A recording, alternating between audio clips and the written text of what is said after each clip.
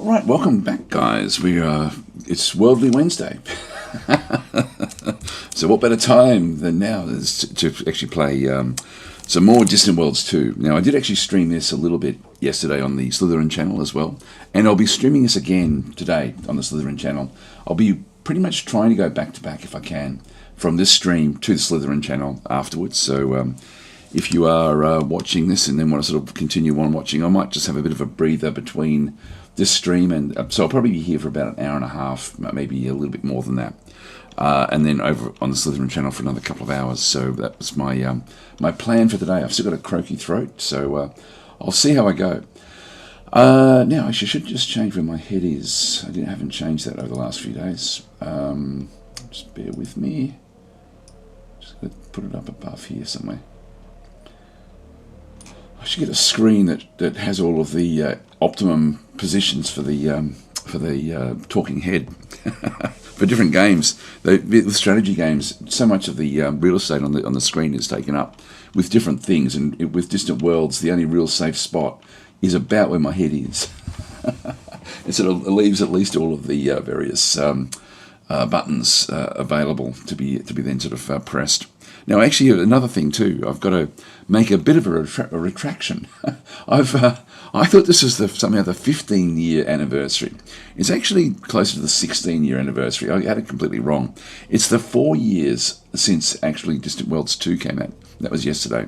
So the celebration is for the 4 year. And it's sort of funny, like now that I go back and look at the information that I was getting from Slytherin at the time, there was all things about the number 4, and I'm thinking, why are they on about this number 4?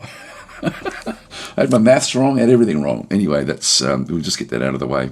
But it's still a celebration because they've actually got really great specials at the moment for Distant Worlds 2 if you're interested. There's 65% off at the moment for the base game, 30% off for some of the older DLC, there's some really good DLC, and then 10% off for the more recent DLC. So, yeah, good deals to be had, and great game.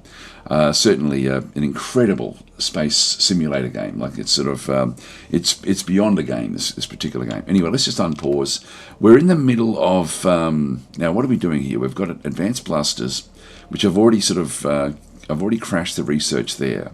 As I get the money, I'm going to keep on sort of pushing them into some of these techs, which will give me a big advantage when we sort of do go to war. Now, our advisors are advising us to go to war against the Daewits, and I'm pretty much ready to do that. I'm just going to wait a little bit. They're in here. They're sort of tucked in the corner here. Let's have a quick look and see if they're still at war. Their wariness is now really starting to sort of bite them, which means any war from us is going to be very opportunistic. And I think we just go to war as soon as we're ready, which will be very soon, because we are sort of ready anyway. They're still at war with the Boscara Imperial Dominance. Now, I may be able to use that as well. That may be something we may be able to use. If I go and talk to them. Now, they're positive-ish. We've got limited trade agreement and a non-aggression treaty with them. And there is a fairly high degree of trade income going between our factions, even though we're separated by the Artuks in the middle here. So they're way up here. But there is trade. I'm not seeing... What have we got there? There's a transport coming back with some Doatian tea on board. So yeah, there is a bit of trade going both ways, which is good. So I think we can actually make that into a game-long alliance with the Boscara, which would be good. Like, they're not typically all that sort of reliable. I think we'll just keep all of those where they are. That little pirate group is friendly. I'll just close that one off. We've got this. This is my main attack group, the third fleet. And we also then have our invasion fleet. The second invasion fleet is back over here as well. Now, we have to think about what we actually want from this. Do we want the homeworld, like specifically? So what I might do is, like, what's happening is our forces are resettling. I've got this big fleet here. My third fleet is my main attack fleet. It's moving out across to this location, so I can then zip into whichever one of these that I want. But I don't need to do that because I can actually use this as my actual staging point. They're bouncing off this asteroid belt here, and then they're going to be, so they're jumping to there to avoid these nebula. Then they're going to go to there. Then I can I was going to start the war at that point, but I might just do it from here when I'm right in the middle of them. So there's no reason for us to hold back.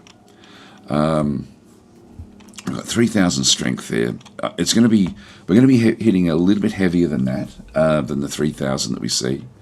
Everything's ready to go. This is my main, as I said before, my main attack group. I also have the first fleet as well, which is also ready to go. It's not quite as strong. We do actually have a admiral there as well. I might just check the characters, make sure that they're actually doing what they're supposed to do. I don't want too many of them automated. That general, I'll keep the general there. Yeah, look, I'll just keep him where he is at this stage on auto. And we've got one scientist as well. That's okay. Excuse me. Sorry about my voice and my throat. So I think we'll just unpause the game. Now we've got different things like Gravelexes and stuff going off. So the mining station with a Gravelex nearby, is it? I don't think we'll worry about it. I mean, to be honest, what I can do is just send the first out. Where was that message? Yeah, Warthorong. I do want to sort of keep this clear. We do actually have elements. I might set the defense of this one bigger and just change their parameters a little bit. Make it 100 M range. That will sort of just give me access. Whoops. Now that's, sorry, I just clicked on that one through there, which means that I can go and destroy this thing. Where the hell are you?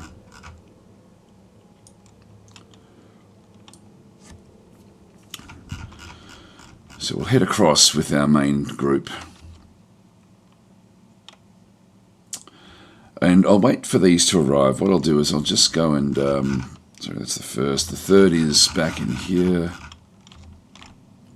I'll just get them to go to this location. Just hide in this asteroid belt. So just give them a different order.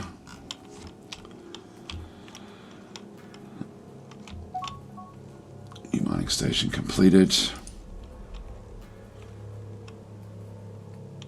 And then we'll, once we get, as soon as we get there, I'll then pause and then we'll do an evaluation as to what our actual war goals will be. This is one of the things I love about this game is the way that you can then sort of control your goals as you as you do play it, or when you look at it. Every single war is a bit different, like as to what you want to get out of it. Now that's interesting. Hang on, we've just spotted a strike force. Now this has only got 2 ships in it. Very, very low strength. There's also an invasion fleet there. We've got the 2nd Defence Force there, again very, very weak. 3rd Invasion Fleet there, with only 5 infantry, 5 armour on it. Their troops are quite weak as well. They do actually have a general on board. And again, the overall strength doesn't worry me here. It all comes down to what they've got in here. Let's have a look at. Might as well do the evaluation now, I guess. So Denbolt here. Now they've got. I haven't actually min-maxed my empire with their defences at all, and I should do that. What you want as a defence, I should just also point out what the thought process is here. For if you have one sort of garrisoned armour with each planet, you then get a big benefit by just having one armour. You don't need any more than that. Armour actually doesn't defend very well. And so you can see there this the 28th Battle Roller Troop, which is what they've got for the armour on the actual ground here, has only got a defence strength of 168 and has also got an attack strength of 170. So it's actually not that great. But if we go across to their And these cost a lot. They're much bigger. The size is 8,000. For half the size, you then get the hunting parties. Now, these are cloned. They've got a defense strength there of 117. So, actually, it's not bad there. Their defense strength isn't bad, to be fair. Their attack strength is way, way lower. So, in this case, you do defend better than you attack. So I would need to go in with a lot of troops, plus the actual population will also join in the attack. I don't think I can take that out yet. Their total defense strength there is 3,600. And I don't think I've got an attack strength that can actually deal with that. And I certainly don't have a bombardment group either, which would sort of decimate the planet. So I don't think I'm ready to take over the homeworld.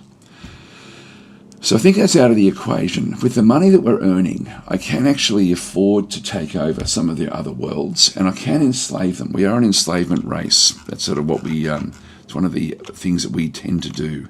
I've got these two different groups down through here as well. So this one here is growing like this. These Artooks in through here are actually are viable to be invaded, and that would be a fairly simple invasion. Like there's no troops there. We don't have any real knowledge about what's going on there. This system looks pretty good, actually. The actual system itself. We can sort of see some of the goods that they've got in that system. Some of the goods that they've got in this system. I'm not seeing Caslon. I'm not seeing Caslon anywhere. That one does have a refueling station there. So maybe it does. If we go and have a quick look and see, another thing you can do is starve them of resources. And I think we might take these two planets, and that's then going to position them only back to their homeworld. And we'll just take as much of their resources as we possibly can, from within their home system. But I think our first objectives here will be to take these worlds and enslave them. So that's what we'll do. So we'll sort of make that, I think, our objective. So with that in mind, our fleet is just coming into here right now. It's sort of they're just moving across into that position. There's an unknown ship that we're just passing in space. I'm not sure what that is. It won't be them. They'll be fighting out through here. Now, they've got a border that goes all the way out to this one. Now, why is that? Oh, that's because these guys are so far away as well. By the way, guys, if you've got any questions about the game, want to know anything at all about it, please sing out. I'll do my best to explain it. So going in with the actual war goals is for me very, very important. Back on Denbolt. Actually, what I will do is I'll just have a quick look and see the resources that they've got. So if we go across and click on resources, we'll see the flow of resources. This is the trade network that we have coming in from the Boscarans. So they're actually feeding us some different materials. We have a range of other things going in as well, like all over our empire. But if we go across to fuel and construction usage and then just Caslon, I can then see there is no Caslon supply here.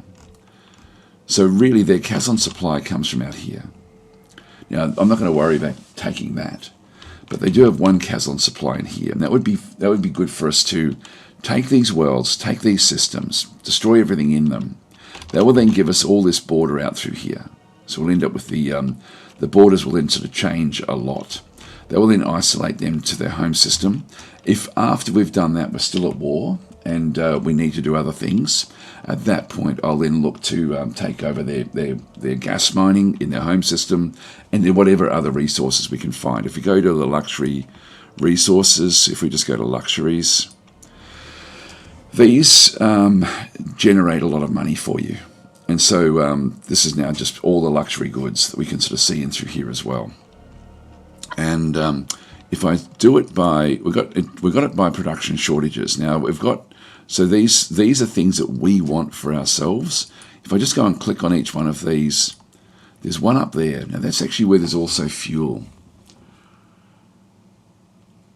There's some good luxuries in there. So that would be a good one. And this one is actually worth a lot to us. These are the known sources of these that we actually know about. And there's one way up there as well. They've got We don't have any source of Bartak wood. They do in our home system. That would be a good one for us to get as well. We might re-look at this as we sort of go through. That's a good system. This is a good system. Only one known source of it, worth a lot of credits.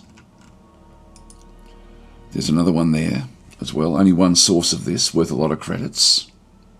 These are the sorts of things that we're going to be making, like doing what we want to do with it.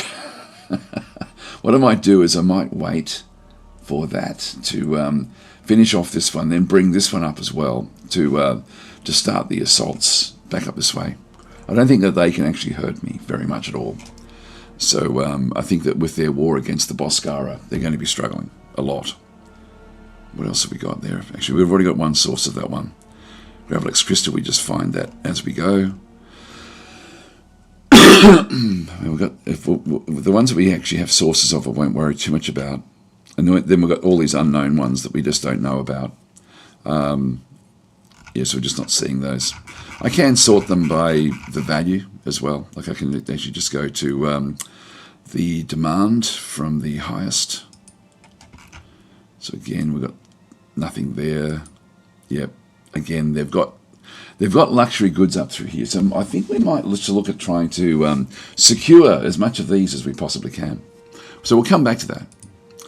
We'll turn that one off because we know that there's no real sort of construction resource that we actually, maybe we should look at that. Maybe we should. Let's go back to fuel and construction resources and the demand. Now we've already got a lot of sources here, so there's nothing there where we've only got sort of like a low number. Everything is good. Like sometimes your polymer and your carbonites can be a bit light, but we can see that there's a lot of resources in through here. In fact, they've only got one source. When we look at this one here, the polymer and the carbonite for these guys is all in their home system. Now, if that's not their home weld, then that's pretty good. Where is it? Carbonite there. So that mining station there picks up carbonite and polymer. So this one here becomes like a very, very, very important wartime objective for us. This is what I love about this game. This is sort of like no other game because the resources, because of the simulation with the resources. Like the AI doesn't think like this, and so this is where you go beyond what the AI thinks. But when you do go to war, you have very specific objectives.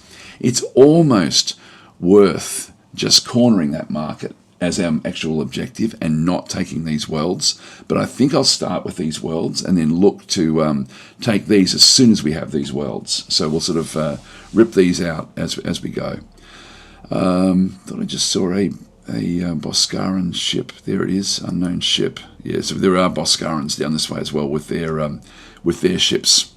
All right, so that's really, really important as something we can then sort of go and push a massive objective in what we're doing. So I think we'll start up here. Let's just and then we'll bring this one in just to help out afterwards. Got the invasion fleet there ready to go. So the second is fully armored. We've got a strength there of 6,000. That would almost be enough to take the home world as well. I think we'll just do our original plan, which is to take these two worlds as well. So I think we'll just set these up straight away. Let's move them out. These have set for these are already set as invasion ships automatically. They're going to do their own thing. We have a quick look and see what their 40% of fuel range, which is out to here. That's their fuel range way out to there.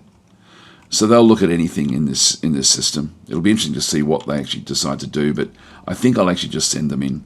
You can see the attack point that they've actually got for themselves is Ceresal 3. I think the third is actually also Ceresal 3, which is exactly where we're going. So this was actually set up, actually I forget what the attack point, how that works, because this is something that was set up like before I took over the ships. You can see there the attack point there is not set. And I forget what the attack point does. I might have a quick look and see before we sort of go on. I don't know if that's alliances. It'll be in here, I would guess. I just can't remember what the attack points actually do in the game. Hi, 100th Monkey. How you going? Have you played X4 Foundations? It's another space simulation with a detailed economy with required resources at locations to be able to build stuff.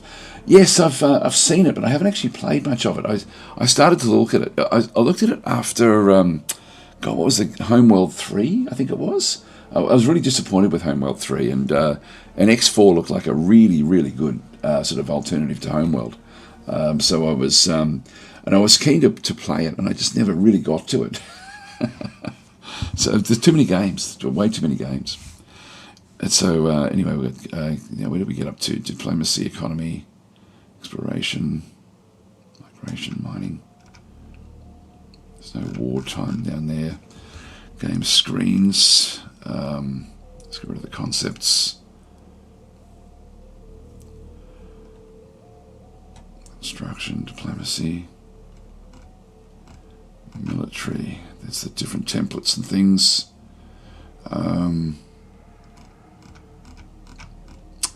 Yeah, I'm not seeing this at all. It must be a fleet thing.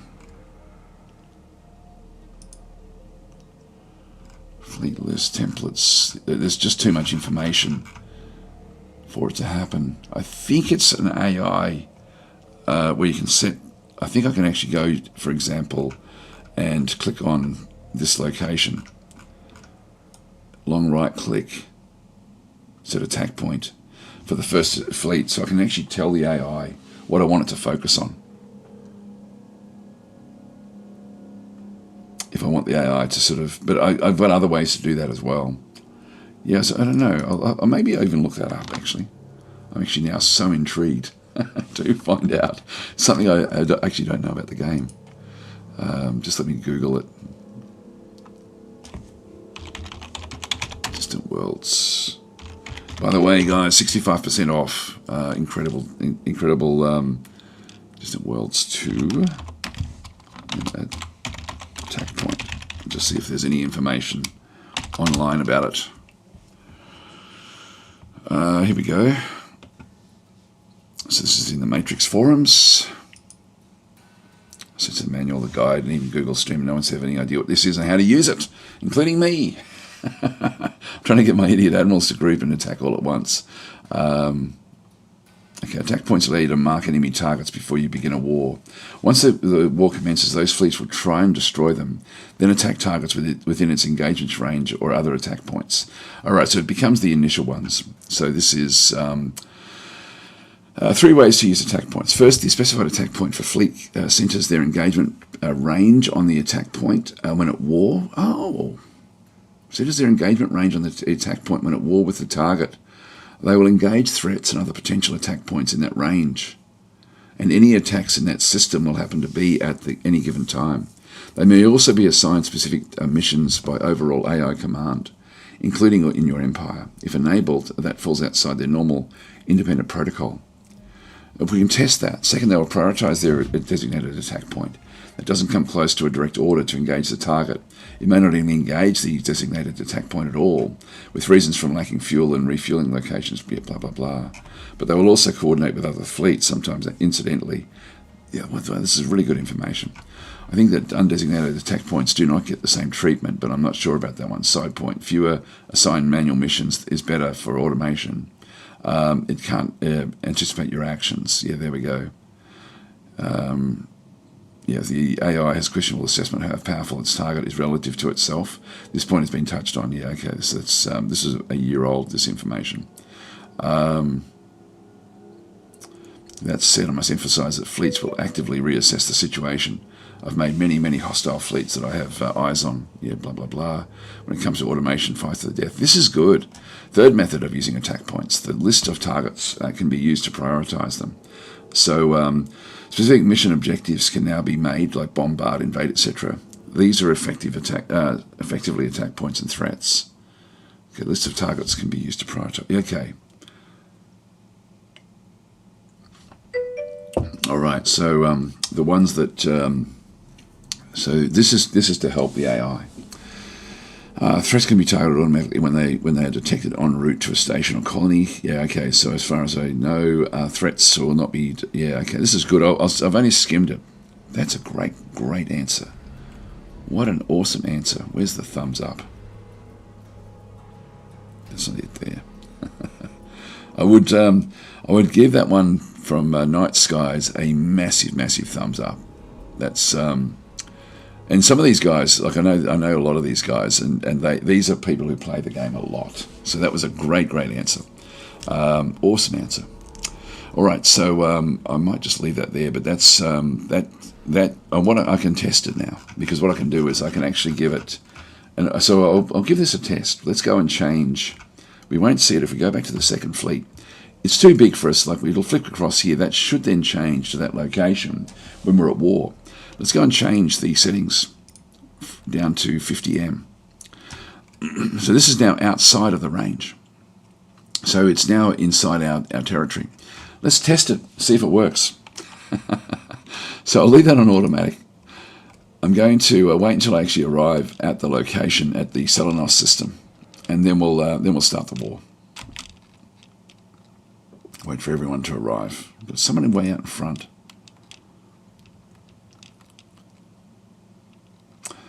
The Admiral in charge, it should apply to the whole fleet. Is that the Grim Horizon? Oh no, that is most of the fleet. That's okay. Just got some stragglers coming back in here as well. There we go. So this is a new research station. These are super important. Now this research station here is hyperdrive and reactor. That's great. I'm glad that we got this. This is something that I was trying to get hold of.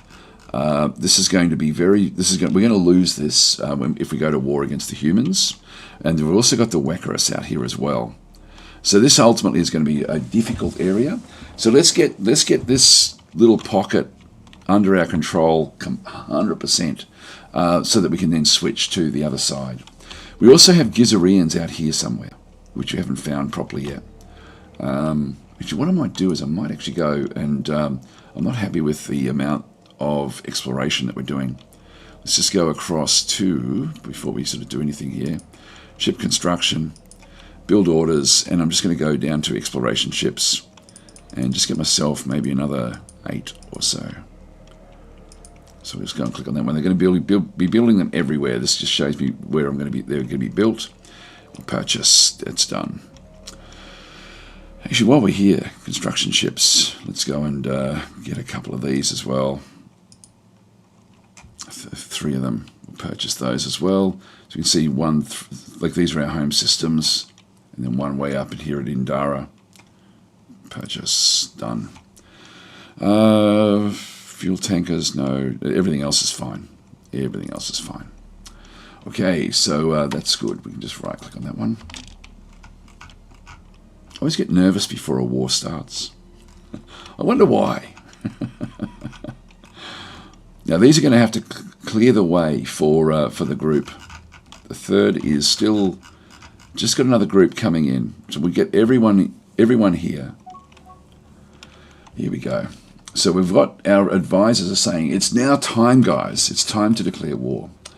I will also just point out one little thing with this. This has actually changed recently. Often when you read reviews, and I'll show you what I mean. If we go into Steam and just quickly go across to Distant Worlds 2. And I'm not having a go at the people who write reviews, by the way. This is sort of something that does happen. Like with Distant Worlds 2 in particular, more than pretty much any other game that I've seen. You can see there that it's at 70%, and it really deserves much higher. At the moment, it's the recent reviews are at 83%. I think that's fair for the game, to be honest. I think that's a fair assessment. But the overwhelming reviews down through here are sort of like there's a lot of negative reviews, and they typically tend to be. I was looking at this one the other day. This is one that we were looking at yesterday, actually, and it was something where this particular reviewer has, and I'm really not having a go at this person because it's been 800 hours on record. It was mentioned in the chat that with that 800 hours, you've certainly got your money's worth, which is true. But when you are super invested in a game, and this person obviously is, you end up becoming extremely, I guess, when things don't happen fast, like, and the user interface is average. Like, the user interface needs a lot of work, but in this case, I think the frustration is speaking through this. So I don't see this as being as negative as it's coming across. So you want to love Distant Worlds 2 desperately. You can tell that by the number of hours. I love Stars, by the way. We did have a look at this one, but I think this one does talk about the AI and where is it? No, it wasn't that one there. This one's like 54 hours. Simulation is so complex it simply makes the user fully reliant on the game AI. Now, this I don't agree with this. I can understand where he is. That's a lot of hours again in the game. That's what, $1.20 per hour. Which is good value, I think. Is spent certainly in Australian dollars. I think I don't know what the game is worth in US dollars, but probably $1 an hour for the hours that have been spent. But that's actually a good return. So with this one here, the main thing is it's saying the simulation is so complex it simply makes the user fully reliant on the game AI to micromanage everything. So you end up just being another AI player with minimal amount of influence. The game basically makes the game only fun at the beginning and promise of more later fun, but the fun never came to me. That's not really it either. Let's find another negative. Only 10 hours. That's not enough time. Biggest issue. Okay, this is so many windows, buttons, etc. Very hard to keep track of every detail. This is very, very common, to be honest, and this is where people actually come in thinking it's Stellaris, and it's just not. It's completely different to Stellaris. When half your game is so it's playable seems silly. Master of Orion, the game. Well, again, I think this is where people have to get their head into the space of Distant Worlds rather than the space of Stellaris or Gal Civ or any of the other games.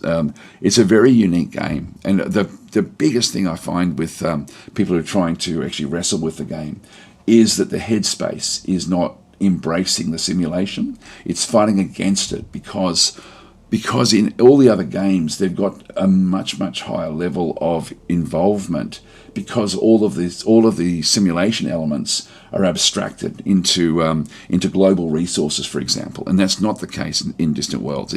It makes the game incredibly great, the fact that it doesn't do that, and sort of elevates it, in my mind, way beyond the other games in terms of what you can then do in combat, and the decisions you make are well beyond what the AI does. The AI will do mundane choices, but not everything, and that's what I wanted to talk about here. Like, there'll be other negative reviews where they like, that's a very common one. This one here about that it's just why do you have to automate everything, etc., etc. There's other ones about that the AI keeps on bugging you as well, like it keeps on coming up with non-stop sort of spamming of these sorts of things, and that can happen if you don't switch your preferences. Now, what happened? This is actually quite interesting because over the last few months, probably a bit longer than that now, what they found, and when they brought this in, I thought this is really clever.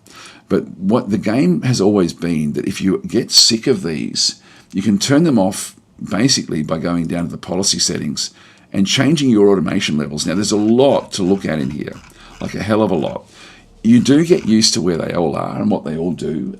Like the more you play the game, the important ones are in this first one here, and so you can set things. If you don't like the suggestions popping up, you can ultimately just turn them onto either manual or into automated. Now they've actually extended this just in very, very recent times. There's things here that I hadn't seen before, so they've actually made this one very, very finessed. So if you don't want specific pop-ups about specific things, like for example, this one here is this declare war is going to be a diplomacy thing. Where is it? So you've got diplomacy war. So this is an automatic negotiation of war and peace with other factions. So this is coming through with suggestions about that one.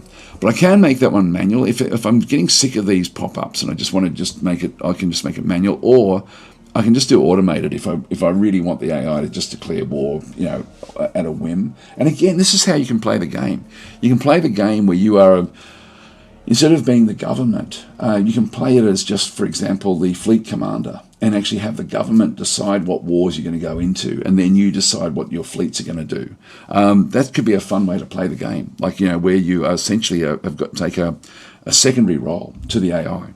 But in this case, like the defaults are to have the suggestions come up, but you can change these. Now, what they found was that this screen here is for new players is a bit overwhelming, a little bit. Just a little bit. And also it's a bit hidden. So what they've done in recent times is with these suggestions, when you click on them, you're then going to get down the bottom here where that suggestion is coming from. And I can cycle through. So diplomacy war is set to suggest. Click to cycle the next one. I can make it manual. I can make it automatic. I can make it suggest and execute, or I can just make it suggest. I'm going to keep it on suggest, but you can cycle just that one setting when you see the pop-ups come up that are controlled by that. So I'm thinking I'm going to say yes, let's declare war. So, but before I do that, I'm going to just change this a little bit, because if I go and speak with these guys,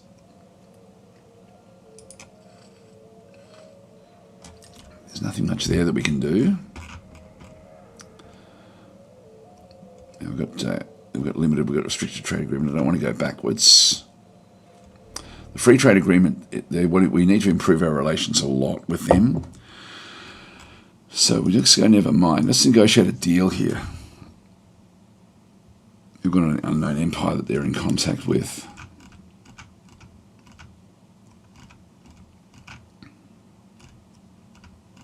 I can't actually say, hey, I'll go to war for something else. So there's nothing there. It looks like they're very, very short on money too, by the way.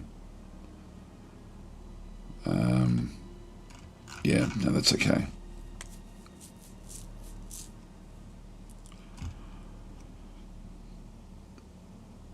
Yep, no, that's all right. Nothing there. Now, their war weariness is quite high, which is interesting. They've actually got Quamino in there. Looks like they've got a Quamino planet there somewhere. Yeah, so what I'll do is I'll just allow these guys here to declare war. Now, what will happen is, again, what's interesting with this is that so I'll say yes, declare war. So we're now at war, and we've got the war progress with Denbolt Imperial Coalition. So we don't actually have any war progress yet. As we start to take objectives, these and vice versa, they will then start to pick up a war score. The fact that they've already at war with an existing faction is already putting them at a massive, massive disadvantage. We're going to be then given objectives for us to then either protect or take. And so we'll sort of do these as we go. So I'll read a few of the comments there. So 100th Monkey saying a search function in the PD would be nice. Maybe something to suggest next time you talk with the devs. It's actually on the way. They're actually already doing that. It's not there yet. But they were actually, they were going to put one in. And so it's only HTML, basically. It's actually, is it even that? Yes, it's one of the markup languages, so that it should be. And I think that they were going to do a search. That's been suggested to them a lot, and I thought that was actually on the something that they did want to develop. Maybe it'll be coming soon. I hope anyway. But that's you're right. It would be great to have that. Hi Began, I don't know if I said hi before. Hi Cygnus, saying my review unit won a bunch of rewards. Oh, there we go. So Began, are you one of the negative ones? So, no, I know that you're not. Incognito saying they played it 800 hours. It couldn't be terrible or they wouldn't have stopped playing. I think it comes, I've done this, Elemental, the original, when Elemental first came out, I was in that category of loving the concept, loving, like really enjoying massive parts of the game, but really, really disappointed with the way that it ended up going. And so I would have given one of those reviews with probably not the same amount of time, but certainly a lot of time in the game when Elemental first released. And like now that Elemental's coming out, by the way, in about a week's time, and it's going to then be launched at that point. I'm really looking forward to that. Like it's sort of one of those things where I've been playing that a lot, and so I think next week I've got a couple of streams already lined up to actually show for the release of it. I think it's next week. I think it is. Anyway, I'm really looking forward to that. I've been playing that a lot, and yeah, thoroughly enjoying it. It's funny. I do remember when I look at those negative reviews of that amount of time, I would have done that back then because of the frustration of where Elemental ended up at launch, with the potential it could have had. And I think that those sort of reviews come out of frustration, not out of a dislike of the game. Yeah, anyway, that's the way it goes.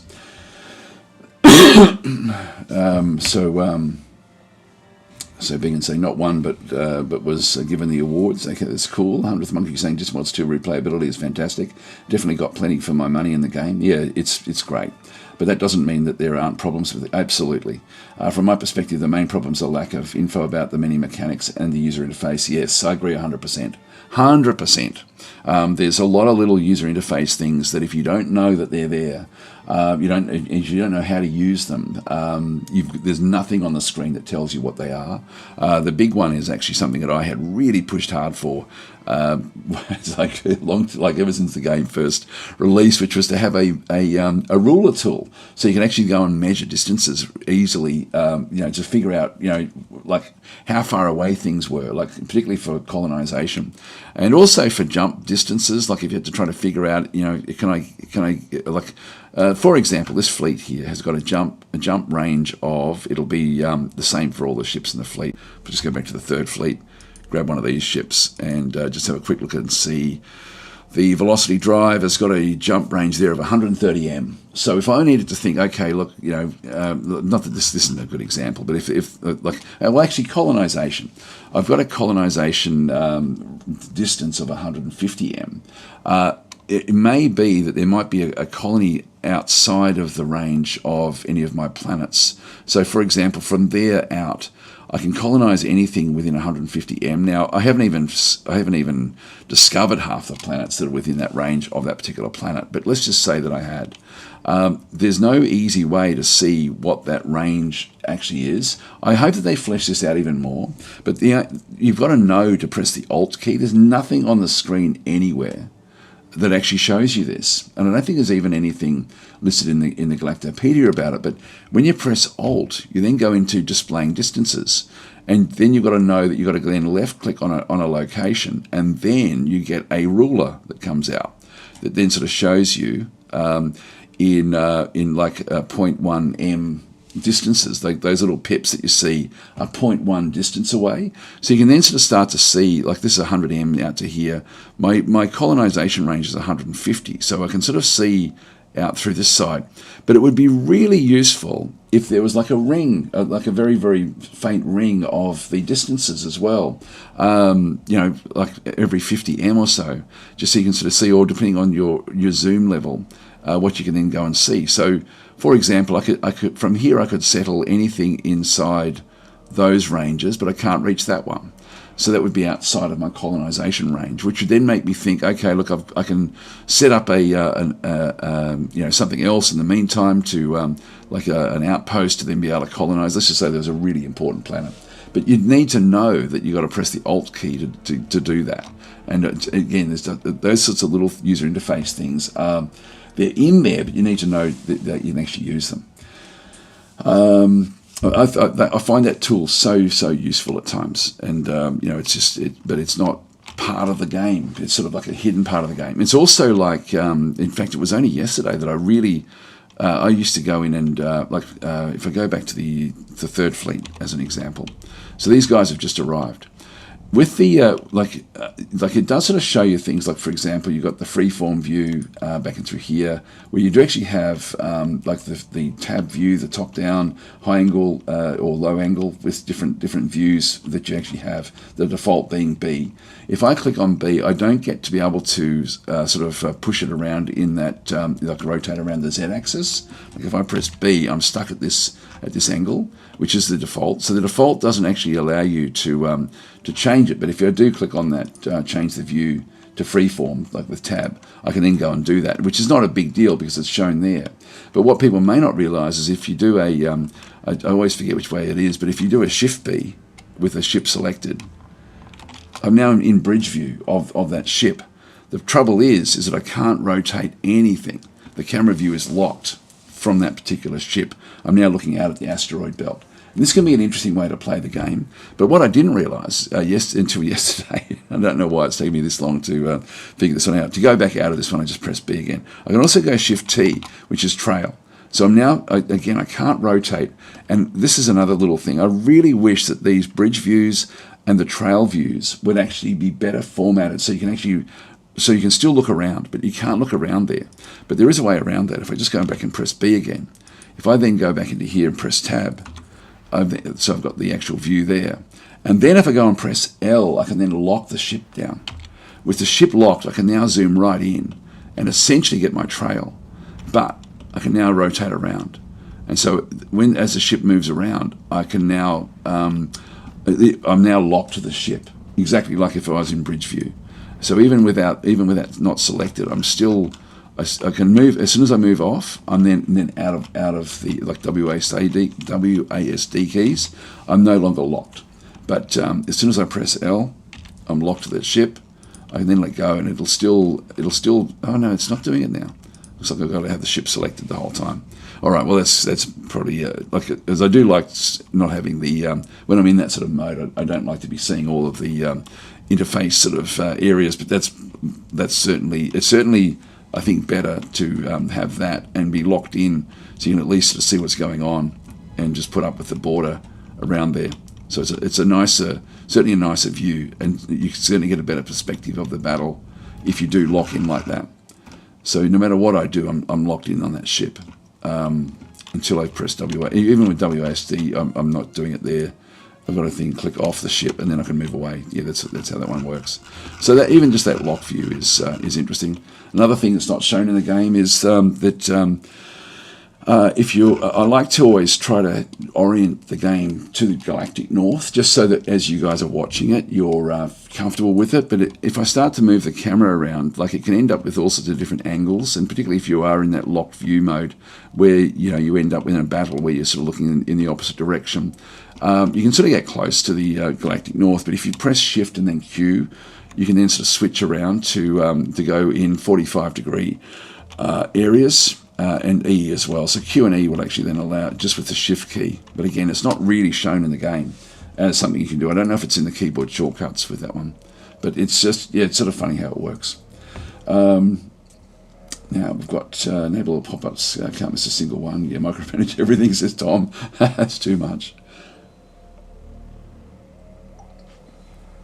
Yeah, but you can say you can uncheck the messages box too. It'll quit giving you certain types. Yes, that's true. Which is the filters back and through here. So you've got the these are filters for your messaging, and you've got presets there as well. So you can actually have all sorts of different priorities, the way that you then sort of work with them. Certain things are turned off by default, like retrofitting civilian ships. Who cares? You don't really need to know that. But you can turn these things off as well. So that's another way to change the look of it, which came in, when was that? That's been in for a little while. Hi orangutans, how you going? Canalot saying thanks for whomever added the ruler tool. Defending colonies with one jump makes such a speed of... Hey, that's true. Yeah, that's true. Well, I can tell you who the person was who pushed for it the hardest. And when it came in, they made a special point of contacting that person.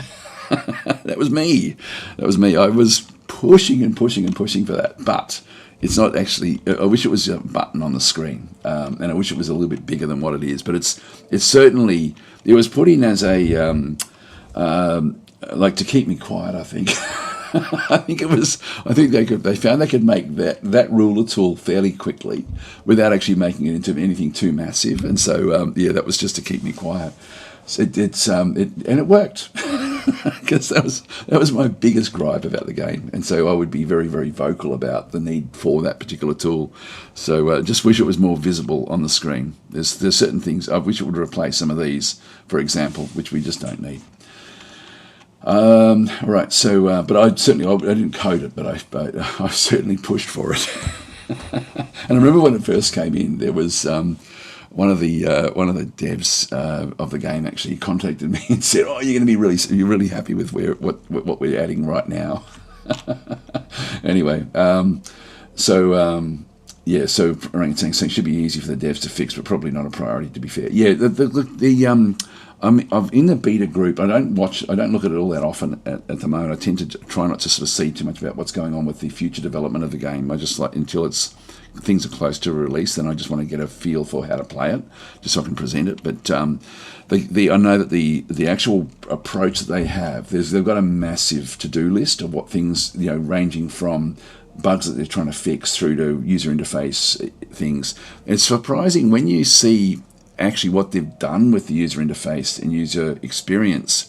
They've done a hell of a lot, over the last few years, incredible amount, and you don't realise that until you actually see it all listed. And then when you see it listed, you think, geez, actually they really have spent an awful lot of time actually making this sort of one work. So the secret is to annoy the devs. Well, I think it's because I play the game so much publicly that so I used to bitch about it all the time, so yes, it's sort of true. But I think it was also because I was very public in my assessment of what that was doing. But I still love the game, but it was just a frustration. And I think again that was one of those things where the frustration was fairly high. Now, just reading a few of the other areas. Hi, Jord, how are you going? 800 hours. Yeah, not recommending. That's silly. Not really. I do understand when you've got such passion for a game and then something's just not happening, or not really being focused where you think that focus can go. I can understand the frustration, to be honest. Go Shell saying, I really hope a modder or modders take a huge Star Wars mod. Yeah, that would be awesome. The trouble with the game, and this is another thing that before the game even launched, I thought this is a big problem. First of all, they're not using a standard engine like Unity. So with Unity, modders can fairly easily understand how to actually bring 3D assets into the game. This uses Stride, I think the engine is, which is a Microsoft sort of engine, which is very, very obscure. And so bringing 3D assets in it's not superficial. Like it's something that actually takes an investment. I was going to do a tutorial series on how to build 3D assets for the game, and I gave up. It was just way too complex. And I do 3D for my job. Like that's for not for games, but I do it for products and stuff like that. Product photorealism and things like that for products. And so that's part of my job. So I know how to do certain things in 3D. As I'm not coming into it completely cold. And I thought with a game like this, it would be like bringing an asset into Unity. There would just be little tweaks to bring them in, but it really isn't. They do actually have their tutorials on how to do it, but it's something where you have to invest in understanding how the engine works to make it then sort of viable. And then there's some vagaries with the way that the ships then work as well. So it's sort of, that was one of the things that I've always they made the decision because they could do more with the game, but I just was thinking, I sort of wish it was just a stock standard, because that's going to stop modders from modding things like the Star Wars mods or Star Trek mods. The 3D assets, that's one problem. The other big problem, and I really, this is before it even launched, I thought this is a massive issue. When you come in and look at these units, if I go and speak with them, see how we're getting these little characters. These are not 3D. These are sprite-based character animations. And I think that they use an Adobe product called Character Maker or something, which I think that's now been sort of, the pin has been pulled on that, I think. But these are not a stock standard way of doing animation, and this is fine as long as you then have a area where people can just put a ping file in and have just a ping file do what they need it to do to build these graphics. If they did that, then it would mean that modders can have a very simple way to build characters. And I'm being really sort of scathing here, I guess, on the approach and just how hard they've made the game for modders. But this is a big one, because it means that you cannot at this stage. And they've keep on. I know this is on their to-do list to bring the ping files in, but it's just such a barrier for people to build their own empires, because you can't just put a ping file in.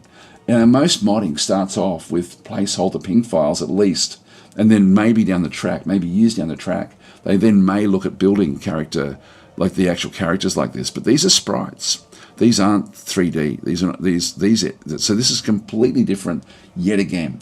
So if you're a modder trying to build a faction, and that's why you don't see factions in the modding for the game, is that you've got a massive barrier trying to understand the 3D in the engine. You've got like another massive barrier with trying to build your characters, because you can't just plonk in a ping file. And again, I saw this before the game launched. Is this going to be such a trouble to get people to actually build the actual game? Now, the other thing that sort of happens with modders is that back in Distant Worlds 1, it took about a day to actually build a faction. You could actually start at the start of the day, and by the end of the day, you can actually have a faction ready to go. The complexity of the actual factions in this, given that you've got these massive in this case, you've got the sprite animation that you need to know about. You've got all the 3D for the various ships that you need to do. So you need to do like a full ship set within that engine. Plus, you then need to sort of tweak all the special things that happens with factions. It's I think that Eric, one of the devs had sort of said it takes more than a month of a full team to actually put together one faction. So it's very, very large. So that's why we're not seeing those mods, or the combination of all those things. So it's sort of there is a barrier. It's available if someone wants to actually do the doing. It's actually open for people to do it. But no modder, even a modding team, would have to really pull together a very specialized team to put together even one faction. So to build a full Star Trek, or like what we had in Distant Worlds 1, like Star Trek, Star Wars, and then we had all these incredible mods that were brought out with that completely revolutionized the game with different factions. We just don't see that in Distant Worlds 2, and it's because of the barrier to entry to actually be able to build those mods. It's just the investment now is so much higher. I know that people were interested in it. Like if you go back and look at some of the forums, you'll find people trying to put together teams to build these sorts of factions, these sorts of mods, but really the starting point is going to, and I think that the XL mod is probably the closest to anything that has completely sort of changed the game. I haven't played that actually, but it's just because I want to show the base game all the time. But there are those different things. Anyway, I won't keep on rabbiting on. So Kenalot's saying a program C++, and there's really nothing easy. When you add modability support, it's a ton of work, tons and tons. Yes, yeah, and it's sort of, but I think that you almost need to go in from when you very, very first start to design a game with at least a plan for how modding is going to be implemented. And when I look at it, and again, I can talk about with Elemental. I know that with Elemental, the first time that they built Elemental, they thought that they were opening things up for modders, but they really weren't. They were closing it off to a certain degree to make, and it was hard for people. It was easy to mod certain things, but not other things. And so this time around, they've tried to expose so much more into just XML files. So most of the actual game is exposed in XML files, which are extremely easy to mod. So the new Elemental is going to be very, very easy to mod, except there's one exception. they used a weird proprietary system to build the 3D assets like from 15 years ago, and that's no longer standard. You can't even find the actual software for that, and so that's still the 3D elements are still locked away. And so there won't be any new 3D stuff coming into Elemental unless they can change that at some point in the future. So I'm hopeful that we end up with an Elemental 2 at some stage, because this is going to be reforged essentially. It's sort of like the start of a rebuild. I think it's going to be the start of a new sort of push with Elemental, but an Elemental 2 where they actually again went to more of the standard 3D assets would then, I think, really open that game up. They've got some incredible modding tools for Elemental. They really have opened it up for modding because that's been their big focus for this re-release. Whereas with Distant Worlds, the modding was not considered to be a big priority at the start. It was after they started development, but at that stage it was already like the horse had bolted with things like those characters, for example. Like for me, that's you spend so little time in the screen, like, and even with your characters, you're really just looking at this. You're not, what do I care about, this happening? I don't care. Just a ping file there would be perfectly adequate. I don't need it. I don't need the animation of the characters. I would prefer to have the ability to just pop ping files in there or do something very, very simple rather than doing it this way. So it just becomes such a barrier for people to actually build their own mods for the game, unfortunately. And that comes from the design decisions right from the very, very start to actually head down that track rather than think for modding that's going to be a big, big problem. Anyway, I won't keep on talking about that. Yeah, so that was from Go Shell saying, I really hope the modders make a huge Star Wars mods. Yep. So we're in deep trouble saying, for you, how many hours does it take approximately to play a game like this, one from start to finish? Well, you can play it in about 3 seconds. If you set up you can set up a game where basically you either crush everyone or get crushed right from the very, very start. So you can actually trigger an end game event from the very, very start. I'll show you actually what that is. If I'll just go and save the game. I'm going to be playing this again in an hour's time over on the Slytherin channel. So I'll continue on this war at that stage. So I'll just answer these questions. But if I just save the game in here, we haven't done much at all, have we? I tend to do this. I tend to get sort of off on a tangent here. Exit to main menu. So really, it can take a long time. Okay, and the longer the better in this game. It really does feel like really, really interesting. In fact, if I go and load in a game, is there one that's? I'm just trying to see if I've got one. These are all my old save games. These go back a long, long way, like a year. There was one that we ended up losing, and it took a long time, but I'll show you the setting that I had.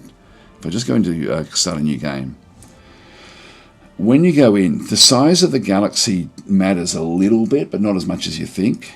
Where it comes down to it is when you set it up, I'll just go back again. This screen here, the further you bring the victory threshold down, the shorter the game will be. So just be aware of that. The difference between 60% and 70% means that 70% is extremely hard to reach. 60% is probably a comfortable number. I push it back to 70% because the last time I had it on 60%, I ended up losing the game when I was ready to accelerate. And so I sort of felt that I was cheated out of being able to compete for the win. So I've now pushed it out to 70%, which is the default, by the way. But you can move this one back. If you push it back to 40%, someone's going to win the game very, very quickly. And I can show you what I mean. So just remember these, they go from 100%, which no one's ever going to get to 100%. That means complete domination of the galaxy. And that's not what you want in the game. Let's just go back out of here again. We'll just go back to continue game. So when you look at it, it all comes down to that score graph. And so when you go to the victory conditions, this is at 70% mark there. You can see down through there, 50% is here. 40% is here. And so we're actually very close to victory if it was 40%. So we'd be able to do that within 20 odd years of the game. Like we're at 20 years, we're almost at victory if it was 40%, but we've still got a long way to go to actually reach the 70%. 60% about here is, and I'll see if I can load in a game. It may, yeah, it should still work. Let's just go and load in a game, one of the other ones that we had played. I'll see what this one does. So this is an old game.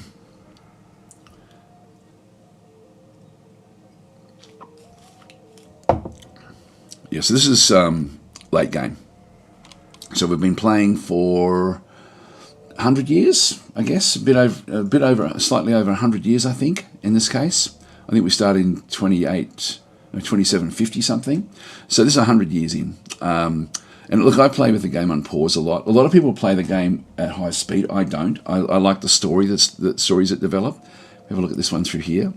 So actually this one here, you can see this one's also 70% back out through here, and again, the dayouts in this one are actually are closing in on the gap. This is not the one I was thinking of. So this one, everyone still had a long way to go to get their victories. Let's go and open another one up. So I know that there was one. Try this one here. I think this one may be it.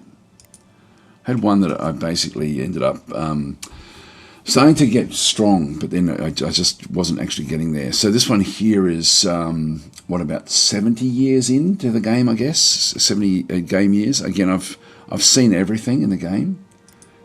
Yeah, look at this. So in this case, the Gizareans have actually are very, very close, and the victory threshold here was 60%. And so this one here, as I'm starting to get my strength up with what I'm doing, I'm nowhere near competing for what the Gizareans have done in the game. But this one finished on when it was very, very interesting, because they were crushing everyone.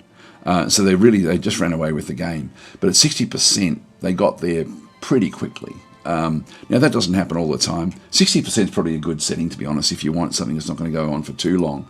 But the 28-33, I think you start off at 27-50 something, 59 or something. I forget what the actual start date is in the game itself. But in this case, the Gizareans have dominated. By this late stage, even in the tech tree, like the tech tree itself is I'm only, like, you know, these are the levels that you've got from, I'll just go back up the top. I think it's got shows you the top, I think. Yeah, no, it doesn't. So 0, so everyone starts off essentially with most of the 0 level stuff. Level 1, which is where we started with this game, and this game also started at that point. Level 2, level 3, and that's about as far as I've gotten with the in this particular game. So I only got to level 3. Even with the ships, I wouldn't have gone very far with the actual through the tech tree. So they had miles to go. So all I've done here is I've been able to get destroyers and extra ships and things, and I've managed to get to the initial light cruisers, but I haven't got any further than that. I haven't been able to get the capital ships.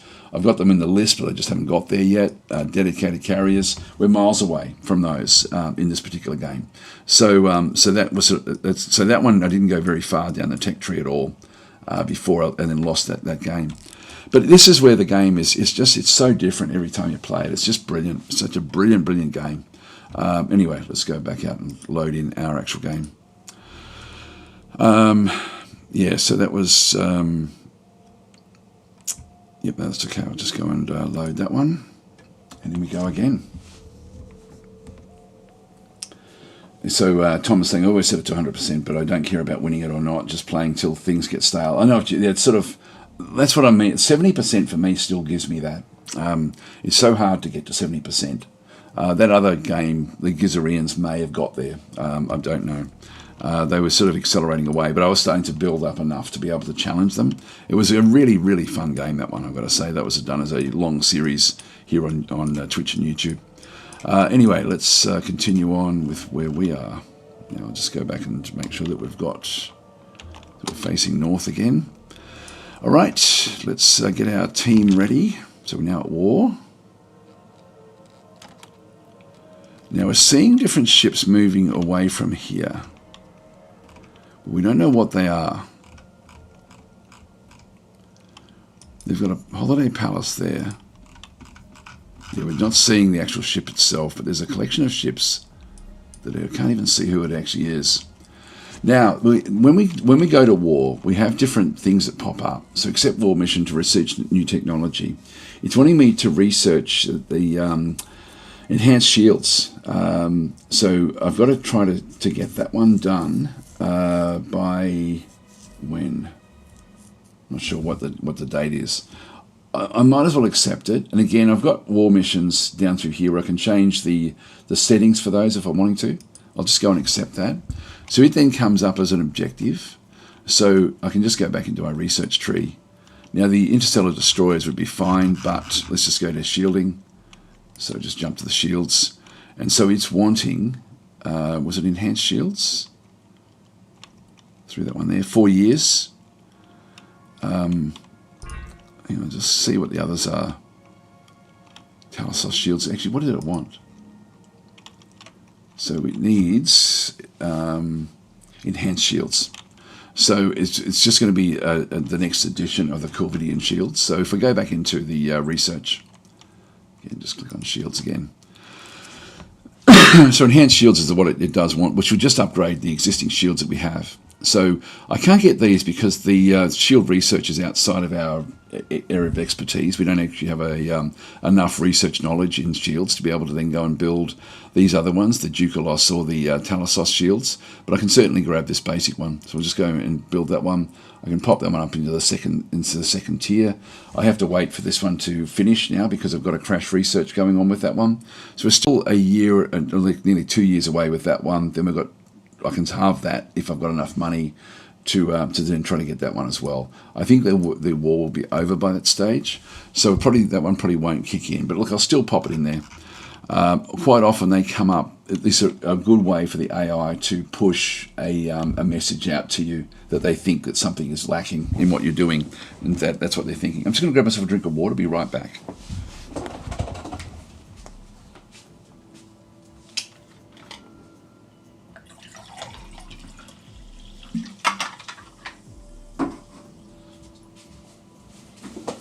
Right, there we go. Where did we get up to? There we go. So Guy Bellamy saying hello. Nice to catch a stream. So, yep, welcome.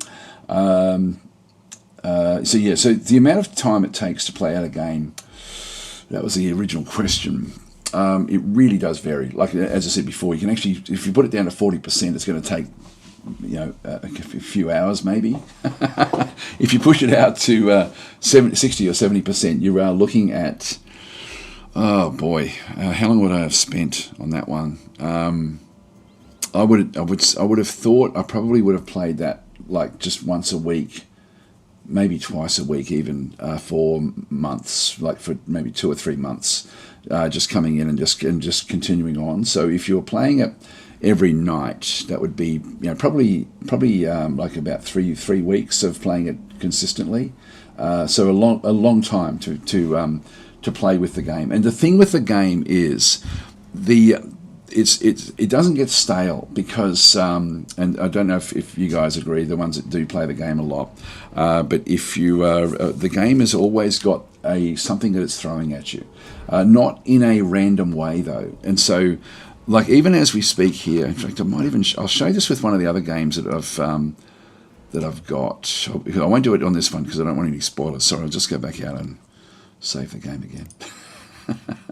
And I'll show you with one of the other ones. Even if I go back to that one which I'm really, really like close to losing. So I hope you guys don't mind me taking these sort of jaunts through here. I'll play this one here where we're playing as the Gizarians, and I'll load that one in.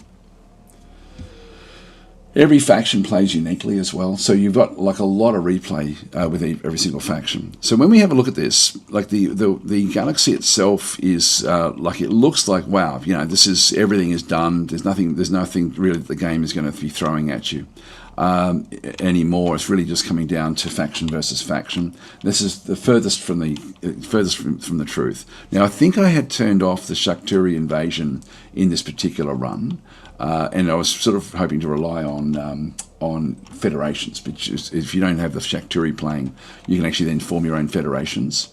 You can see we're at war with different groups, back in through here as well. So the actual you've got Dayots that we're actually at war with through this other side. But if I go and actually click on, if I press escape and then go to game editor, I'm then going to see all of the other game elements that are actually in here that we don't even know about yet. And these are, some of these are set in like, you know, to sort of trigger. So as I sort of zoom out, we're going to see there's going to be all stuff all over the place, all these little text things. This is now triggers that come at certain points, but they're already here at the time. Like we've got wartime missions. So for each faction, they're going to have their own little special things. So there's actually a wartime mission here. Destroy. Now, yeah, okay. Well, that's actually just somebody's got a war mission, not us. Somebody else has got this war mission here to do that one there. That's not really something that's set before we go there. Dark Whirlpool is, so that one there has got there might be a trigger here. I'm not seeing it there, so that's just a black hole. Creature Swarm. So this has been set up where, now this is possibly, and again, if I go to the actual planet itself, I can then just sort of see that there may be something in here that is, like there's a facility here. This is actually one that's hard to find. You need to get to 33 discovery levels before you even find this particular facility. So there's all these things hidden through the galaxy that you may not even get to. So in this case, it's not us that's here, but they're going to have to spend a lot of time before they find the secluded hall. And so this is like a ruins that's actually on the planet that will then have its own sort of special abilities as well. And so there's, and these are the like they would have actually already found these resources, but maybe not this one. This discovery level at 33 makes it more difficult. So there's a lot of things like that in the game where as you play the game, and Distant Worlds 1 didn't do it as deeply as what this one does do. So things like creature swarms often will be hiding something big. It'll be something good in these locations that you just may not find. Like this group here has got a mining station, which means that they will eventually find what's actually through here. So this one here is 99. So this facility is Granite Tower of Kabuki. Yeah, that's, so whatever that one actually ends up doing, it's going to take forever to find that one, but it's hidden away very, very securely. And probably the person who's mining this is actually just mining the asteroid belt and not mining the planet, potentially. They may not know that that's actually, 48 is also a long, long way off. So there's a lot of stuff like that you only really see when you go into the editor. Main story, gravitic locations. This is actually, again, end game stuff that, again, is set there before. And there will be stuff, where is it showing up here? These are main story locations 1. So maybe this one did actually have, so this is actually where the Shakturi is probably going to sort of come out of here, or other things will spawn. So that's been and there will be clues as you play the game as to what's going to happen here. Main story, abandoned spaceport aftermath. So this is actually going to then point to that one. So there's possibly a space station. Here we go. The space station is actually one that the humans have found in this particular playthrough. And so this is the spaceport that they actually have. They control this one, but this will then trigger information for the humans about the Shakturi coming, and so they will then be so they control this part of space. But it's not just, it's the AI gets all this as well, and so you've got to earn the information. It's just incredible what it does do. Wartime missions, again, these happen during wars. Here we go. This is a planet destroyer. So this one here, hidden inside this nebula, which would be very, very hard to acquire, is going to be all sorts of different. This is a destroyed planet, and through this other side where there will be this is a massive. Is under construction, a world killer, a planet destroyer, and it looks like the fact, I don't remember this one, but it looks like the faction that we're playing is trying to sort of build this. Here's that one. There's a few people in here. Oh, that may not be us. I think no, it's not us. So somebody else is actually the Mortallans. This is part of the Mortallan story. Planet Destroyer Acquire is Mortallan.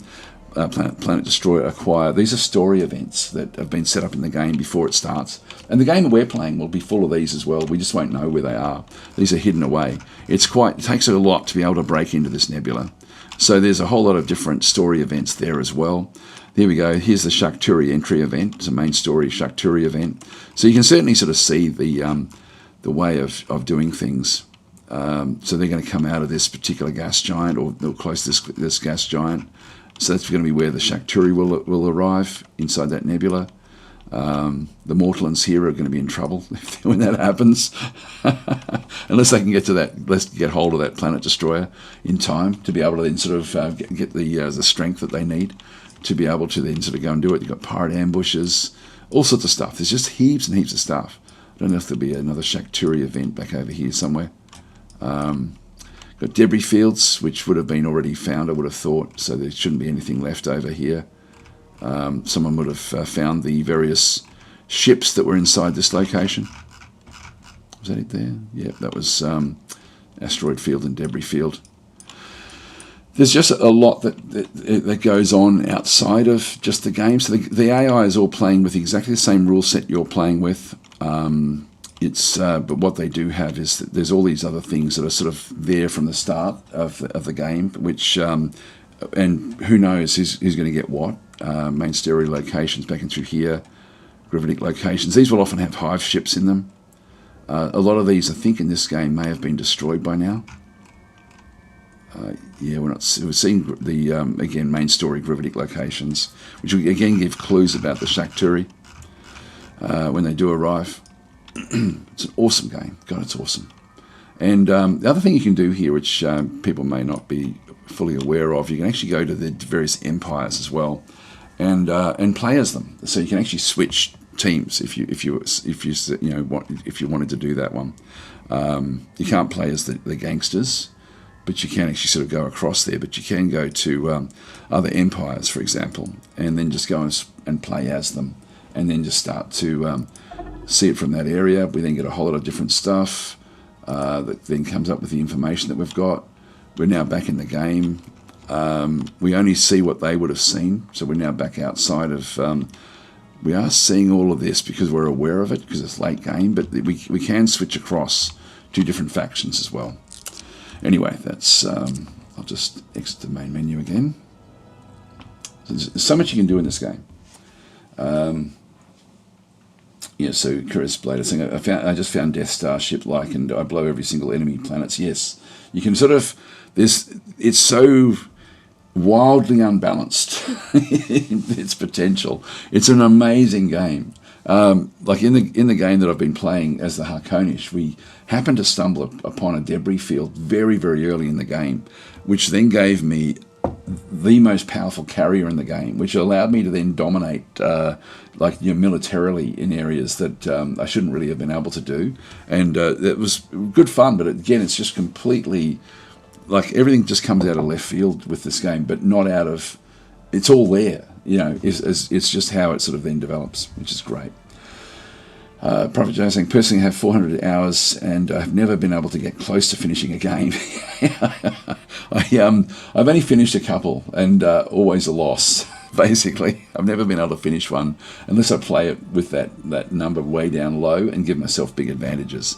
Particularly if you give yourself, if you're playing sort of in hard mode, you're always going to be behind, always, until you really start to dominate. Let's continue where we are. Now, what I think I might do here is, I'm just thinking, we haven't really played much at all. What have I done? I've gone from there to there this whole time. Sorry, guys. We've certainly been talking a lot about it, which is fine. So the game itself is just unbelievably good. So the third fleet is still just coming in. I'll just let them collect themselves.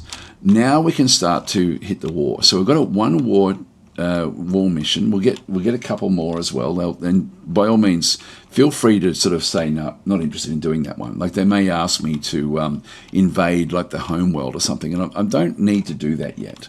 I may not need to do it at all.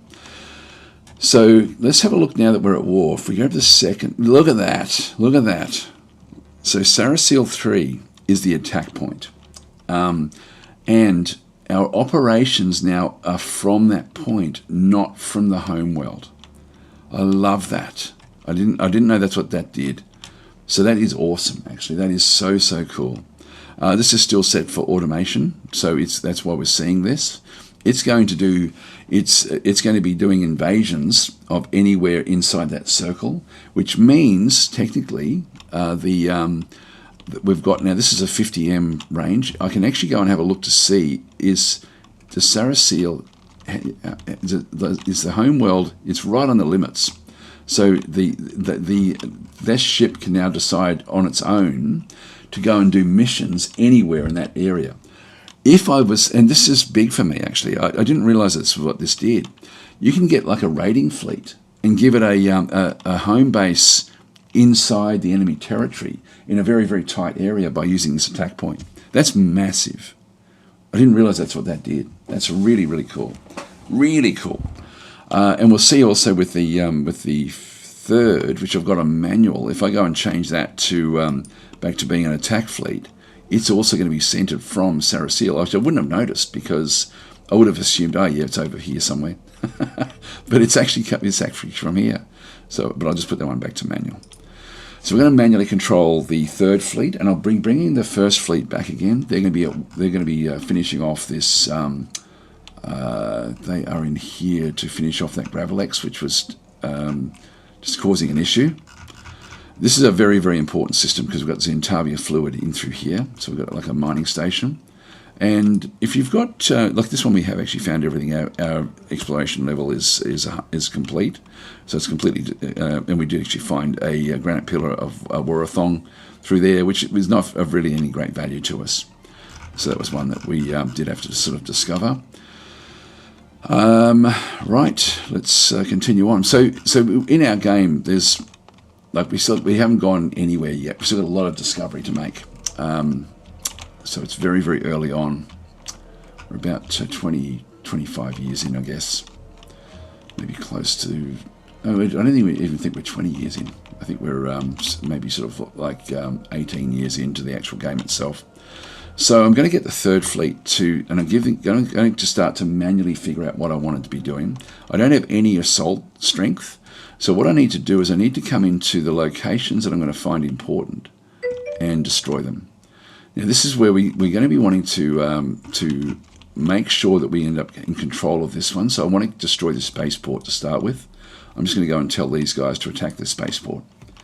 Underth Monkey is saying attack points are a perfect example of how much the game would benefit from better explaining itself. Yeah, yep. If you missed the release in which the attack points were added, you don't know about them. Exactly. Yep, yeah, like again, you're 100% right. It's... what a great resource. It's right there. It's in the middle of everything you're doing. And but it doesn't explain itself. It doesn't explain itself at all. You're 100%. This is I think where people get frustrated with that's a user experience issue. Not even a user interface is great. Like that's a great addition in the user interface, but it's a shit addition in the user experience. Because you don't know what it does. And it's a perfect example of where there should be tooltips, over here as to, either very quick ones. And again, there should be tooltips that reference back to the Galactopedia with full information. Like that post we found, what a great post that was, explaining what these things do. What a great addition. Like that's for me is, there's been two things now that I've found in the last 2 days that I've been thinking, wow, I wish I had have known that earlier. That's one of them. So even though we haven't done much today, it's we're still just thumping along. Now I'm going to the second fleet. I'm going to see what it ends up getting up to. Let's just unpause here. It's got no mission.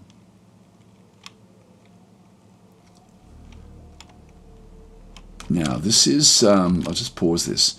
So this is gravitic fissures. We saw that when we looked at the other game, and then looked at the editor to see what things were.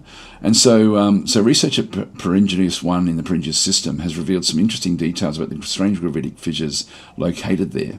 So when we had built the research station, we actually were at a position. So I'll go to the location of it.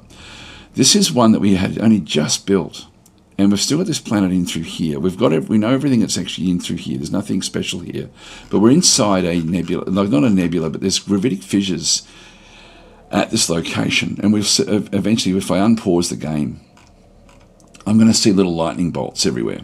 This is in sort of close to Wakara space in where we are. This is miles away from where we are. So, but we are now sort of starting to get clues about the Shakturi. So it seems that there are leaks of extra-dimensional gravitic energy slowly increasing over time. These fissures are not stable. They may even reopen completely. We have also established that these anomalies are not naturally occurring. They appear to be the remnants of some artificial process. Who made them and why? So this is just now giving us the clues about what's coming for the end game. So this, like the gravitic fissures, could be a Shakturi entry point. Where they rip rip the fabric of space-time and appear. So that's sort of where we're just getting clues about that particular one there. So Boland's saying, which article? What did I miss? It was in the how to use attack points in the Matrix Games forums. I'll copy that and pop that in there for you guys if you are so interested. So anyway, that does give very, very good information about the attack points. Great information. If you do go and I won't sort of put a am I logged in? Yeah, I am. Now, when was that done? May the 4th. Star Wars Day. Nearly a year ago.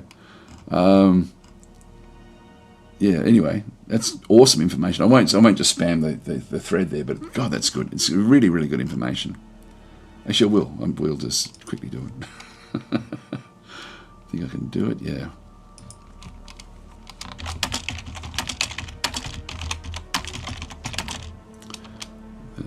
This is what they did. Great information. Should be part of the Galactopedia.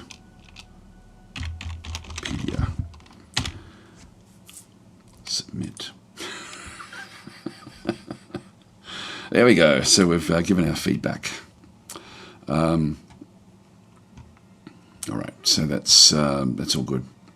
We'll go back to the game.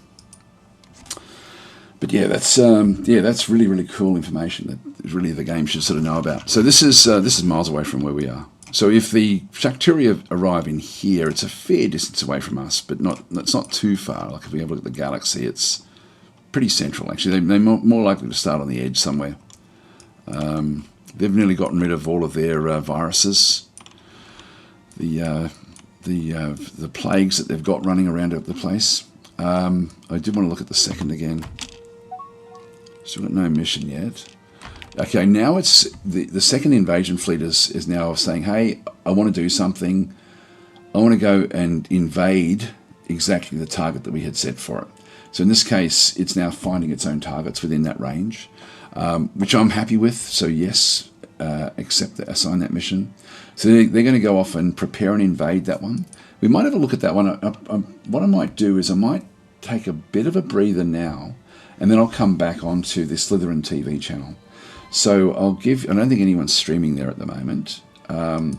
So if you're watching in Twitch, I'll just put it's twitch.tv/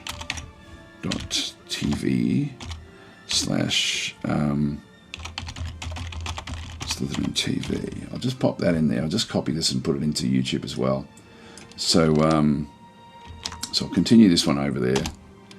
So that's the link there. I'll pop it in also in the chat in YouTube if you're interested. So I'll be streaming this there within half an hour. What I might do though is I might just sort of leave it here because this is actually we're going to see there's going to be a lot of things going on from here now where we can start to sort of set things up. So Canalot's saying, honestly, if I use automated fleets, I always seem to set them to same system, which means that they stay where I put them. Yes, I do predominantly now as well. So most of the fleets that we have are set automated to same system or very, very short. This one's going into battle over here. This one I will be sending into this location just to sort of dominate what's going on.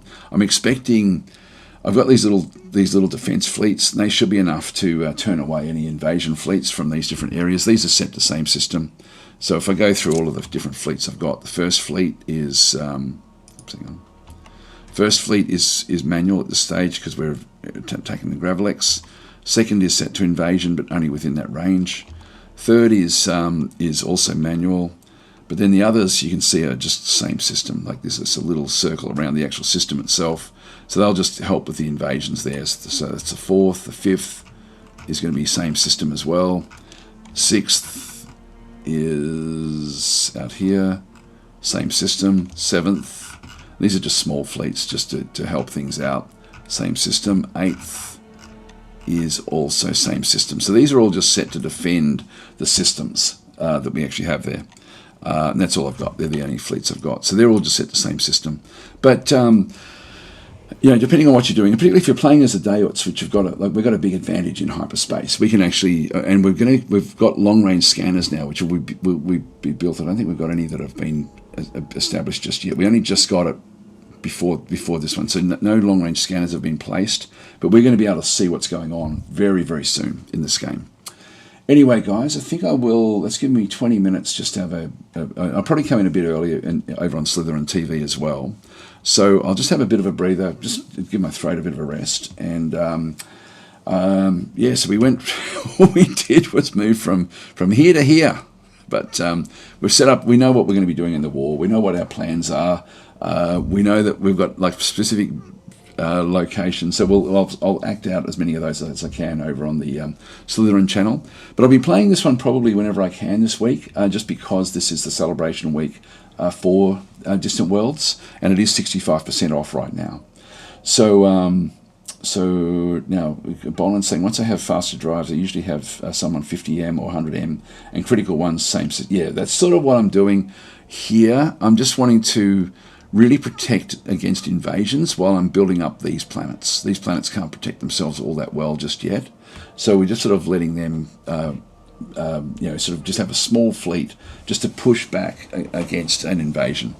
Is really all I'm trying to do at this stage with those. But again, I'll change those as my needs change. Once we crush these guys, I'm then going to be able to open these up and share them around even more through our systems. The Finbar system will then become much more stable at that point in terms of what they can then do. We should be able to pretty much crush them in this war and really make it so they really can't break out again easily. They will try a few times, but it'll be interesting to sort of see just how much we can control what they do. Other things we want to, because I can set these up once we've gotten rid of the threats, I can then move these. For example, I can make these into raiding fleets. And now that we know what the attack points do, I can make the raiding fleets operate from deep inside their territory and actually then just look after. I could, like, for example, in a raiding fleet, I could assign a refueling ship to them, and they could just operate from way out behind enemy lines. And this is such a an eye opener, the way that these actually do work. What do we get up to? We've got is tangent over. I'm not sure what you mean with that one. And yeah, so it's and look, playing as a Daots, if we can see a fleet coming, it means we don't have to even be at these systems, because if we know that there's a fleet heading out this way, and we've got a fleet here protecting these systems, it can intercept. It will be able, because we move that much faster through hyperspace. Anyway, we'll just save where I am. This is funny. This is the worst I think I've ever done. I do apologise, guys, for not actually achieving much at all. Other than just, you should have called this one a just chatting stream rather than an actual gaming stream. I've embarrassed myself that I've spent, like, what have I spent here? An hour and a half, over an hour, like an hour and 40 minutes, not doing anything. Anyway, that's par for the course when you watch my content, I guess. So Cygnus is saying we gained in our minds. Yes. We've got a plan. Anyway, I'll execute part of the plan over on Slytherin TV. My goal was to be well and truly into the middle of the war by the time we got across there. But anyway, we're going to be just at the start. I'll leave it there, guys. Thanks for watching. I will be over on their channel, and then tomorrow, I'm not sure, I can't remember what I'm doing tomorrow. I should be back here again, I think. I think I'm back here. Anyway, I've got, what else have I got? I've got something else I've got to do as well. Yeah, I'm not sure. I can't make the commitment. I forget what my I've got a fairly hectic schedule of different gaming commitments over the coming week. God, it's a hard life being a content creator. Anyway, I'll catch you guys later. Thanks for watching.